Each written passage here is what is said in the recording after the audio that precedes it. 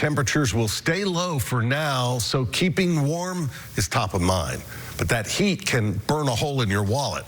So we took the opportunity to go out and find ways that you can stay snug and save more of your money. Our Nikki Hauser talked with an HVAC expert who offers timely tips to follow this winter. It's a routine task. So this filter goes in like this. That might just save you this winter. Number one thing you can do for your air conditioner is remember to change your filter. And that just goes right in there.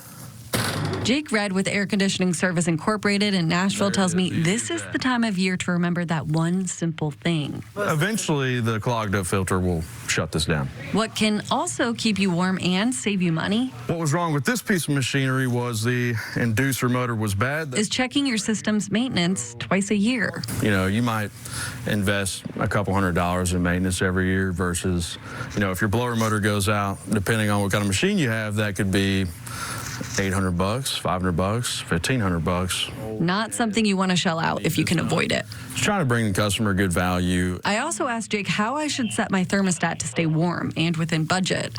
While advice varies, his is to set it at a comfortable temp and keep it there to avoid strain on the system. Especially right now when it's cold outside and you have a large heat demand, much better to just maintain a current temperature. Meanwhile, his team is hard at work on both maintenance and repair calls this week.